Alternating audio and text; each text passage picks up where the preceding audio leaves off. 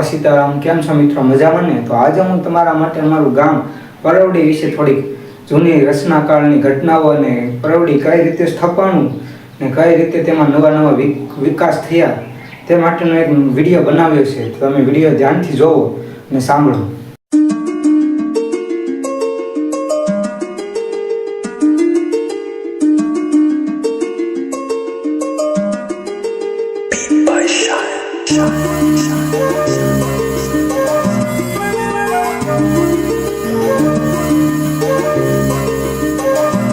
હાલનું પરવડી એટલે કે અમારું ગામ તે લગભગ વિક્રમ સંવત 1328 અર્થાત ઈસવીસન 1272 આસપાસ વાળાંગ પંથમાં પલેવાણ બ્રાહ્મણોના હસ્તે તોરણે બંધાયું.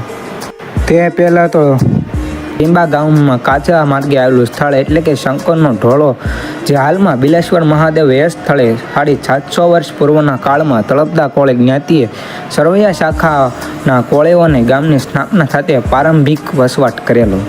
જે આ મંદિર તમને જોવા મળે છે તે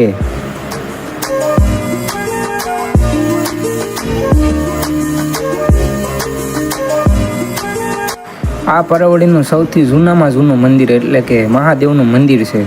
તેની મુલાકાત તમે પરવડી આવો તો ટીંબા ગામના કેડે આવેલું છે. જ્યાં મુલાકાત તમે લેજો અને મહાદેવના દર્શન પણ કરજો.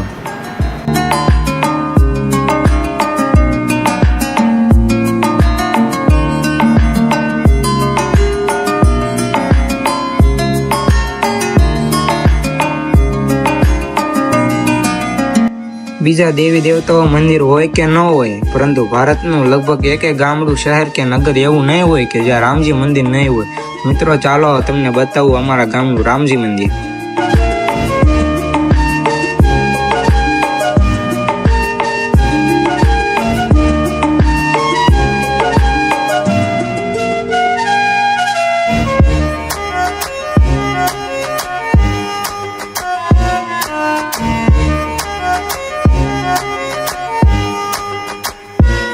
આ છે અમારા ગામનું રામજી મંદિર, જે ઈસવીસન 1956ના ઉત્તરાર્ધમાં ઈંટ ચૂનો અને પથ્થરના સણતર સાથે વાસાપટ્ટી સાથે વિલાયતી નળિયા સાથે મઢેલા રામજી મંદિરનું નિર્માણ થયેલું માનવામાં આવે છે.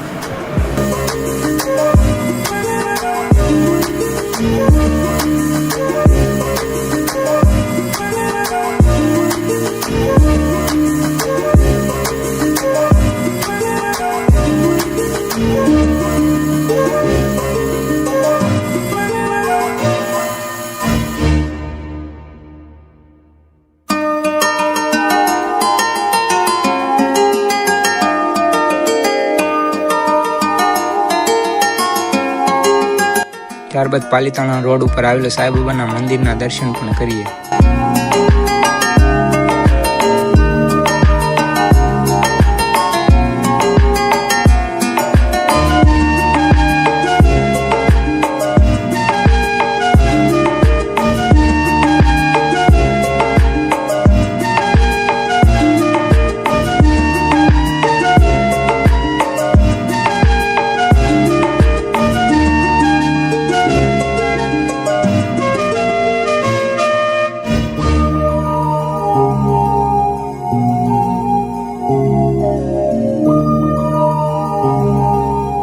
બાબાના મંદિરનું નિર્માણ સંકલ્પ ઈસવીસન 2010માં થયેલો હતો. આ મંદિર માટે ભૂમિદાતા લક્ષ્મણભાઈ ખેની અને મૂર્તિદાતા પ્રવીણભાઈ ખેની સહિત સમસ્ત ગામ દ્વારા સાંઈનાથ મૂર્તિ પ્રાણ પ્રતિષ્ઠા મહોત્સવ તારીખ 24, 25, 26 એપ્રિલ 2012 હતી.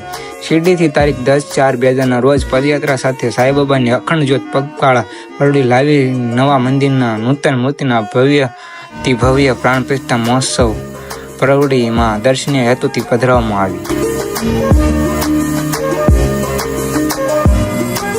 તો મિત્રો, આ છે અમારા ગામનું સાંઈબાબાનું મંદિર, જ્યાં હાલ જયદીપ બાપુ સેવા આપી રહ્યા છે.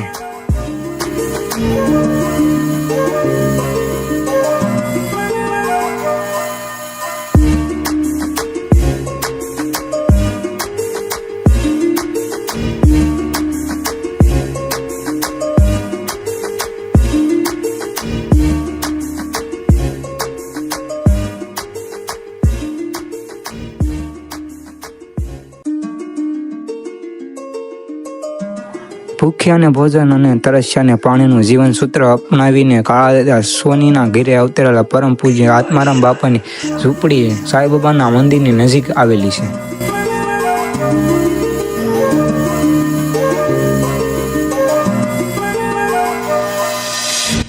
આ છે આત્મારામ બાપાની ઝૂંપડી, જ્યાં બાલમુકુંદ બાપુ રહે છે અને નાના નાના ભૂલકાઓને બટુક ભોજન કરાવે છે અને જે અબોલા જીવ કૂતરા જેવા પ્રાણીઓ છે તે માટે લાડવા પણ બનાવે છે અને તેમને ખવડાવે છે.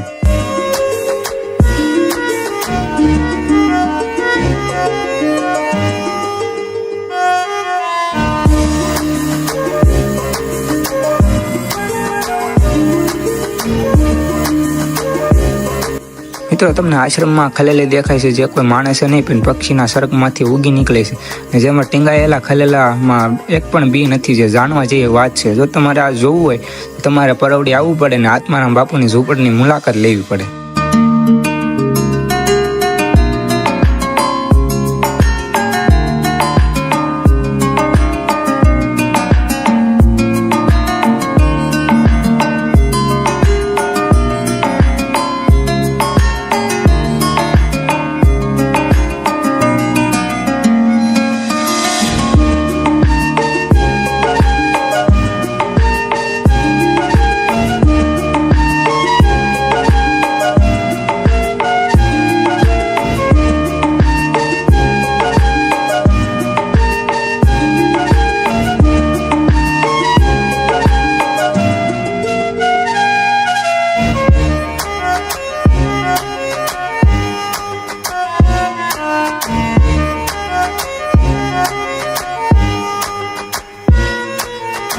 આત્મારામ બાપુની ઝૂંપડીથી થોડીક આગળ ચાલીને ગારિયાધાર પાલિતાના રોડ ઉપર રાજહંસ ગેટ આવેલો છે, જ્યાં લક્ષ્મી તળાવ પણ આવેલું છે.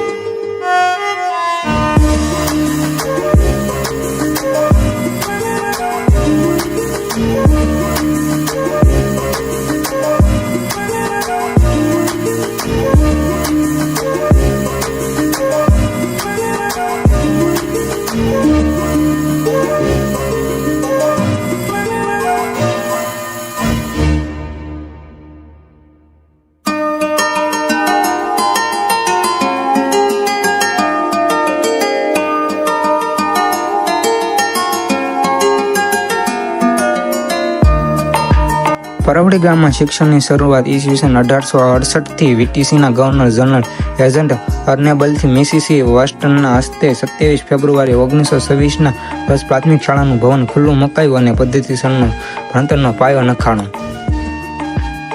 Shrimati Maniben Mohanbhai Rudabhai Kheni high secondary school સ્થાપના વર્ષ 2006માં લોકાર્પણ માનનીય મુખ્યમંત્રી શ્રી નરેન્દ્રભાઈ મોદીના હસ્તે તારીખ 30/4/2007માં થયું હતું અને શ્રી એમ.જે. પટેલ હાઈસ્કૂલની સ્થાપના ઈસવીસન 1975માં થઈ હતી.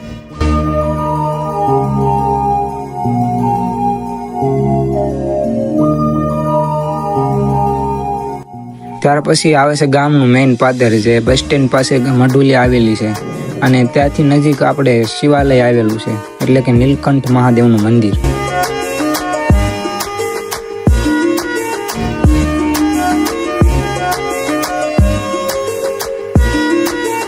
અમારા ગામનું મેઇન મંદિર ગણો તો આ શંકર ભગવાનનું, જે પરવડીના પાદરમાં આવેલું છે.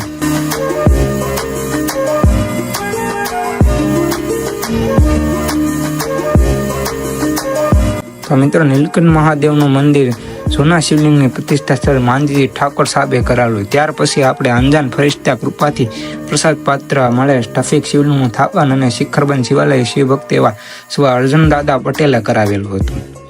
અને હાલ આ જે નવું મંદિર તમે જોવો છો, જે જગુભાઈ દામજીભાઈ ખેની પરિવાર દ્વારા 24-25 ઓક્ટોબર 2013 દરમિયાન સંપન્ન થયું હતું.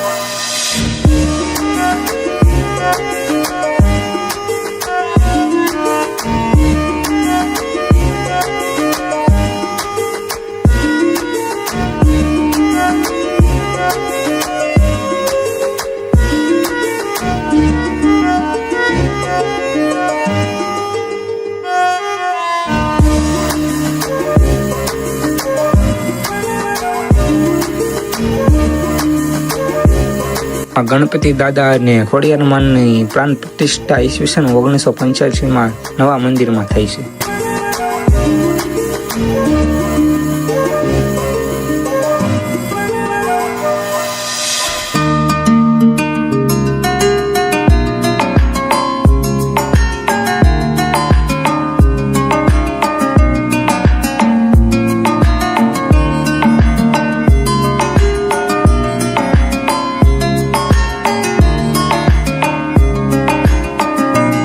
આ મંદિરમાં તમને શીતળા માનું મંદિર, ખોડિયાર માનું મંદિર, ગણપતિ દાદાનું મંદિર, કાળભૈરવ દાદાનું મંદિર નાના નાના મંદિરોમાં જોવા મળશે.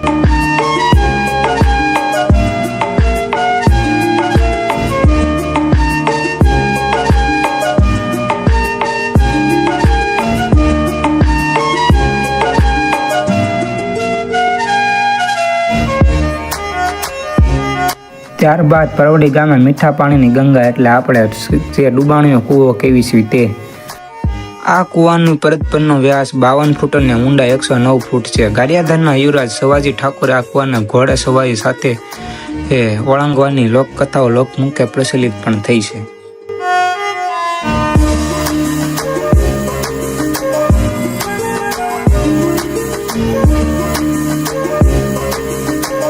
ત્યારબાદ ગોલશેરીમાં આવેલા નવા મંદિર એટલે કે બોસરમાનું મંદિરની મુલાકાત પણ આપણે છેલ્લે લઈ લઈએ.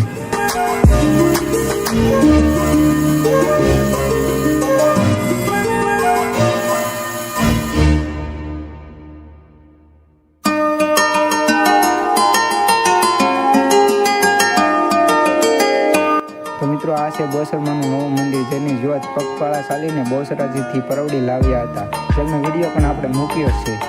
આ મંદિરની પ્રાણ પ્રતિષ્ઠા 15/4/2024ના રોજ થઈ હતી. આ મંદિરના દાતા ભાનુ બાપુ એટલે કે તેમના પુત્ર દિનેશભાઈ પંડ્યાના હસ્તકથી બનાવવામાં આવ્યું છે.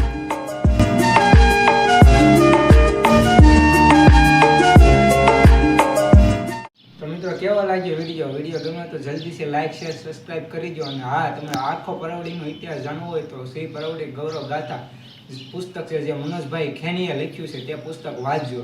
તેમાં તમને ખબર પડશે કે પરવડીની ઇતિહાસ અને કયા કયા વિકાસ થયા. તો મિત્રો, આવજો. જય માતાજી.